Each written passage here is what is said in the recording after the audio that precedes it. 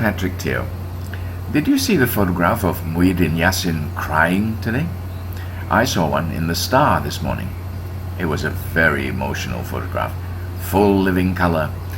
There it was, our Deputy Prime Minister, who is reputed to be a grump who never smiles, with a handkerchief to his nose and with his eyes tearing. Quite dramatic, actually. Of course, whether the tears were of the reptilian variety or otherwise was not clearly stated. The story says that Muhyiddin cried after handing out a check to former Johor State Assemblyman Muntaha Kailan, who is a stroke victim and a long-time friend of his.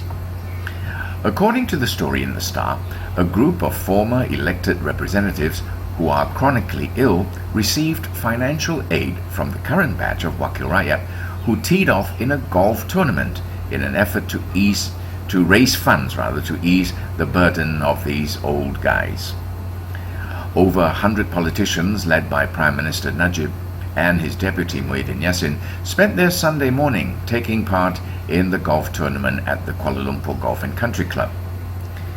Now, personally, I find it rather bad taste, actually, to have all those chaps who are all either dying, chronically ill, or paralyzed sit there and watch while the YBs and the VIPs go strolling out on the golf course enjoying themselves in ways that the other group obviously cannot, and then having to suffer the indignity of being given handouts at the end of it. I would have thought that if the government really cared about these people, something more long-term would have been set in place a long time ago to take care of needful ex-civil servants who deserve help. Don't you? But of course, that would not look quite as good in the newspapers, And another thing I want to know is, why do our leaders so love to cry in public? It kind of makes us look like a nation of pansies, doesn't it? Really.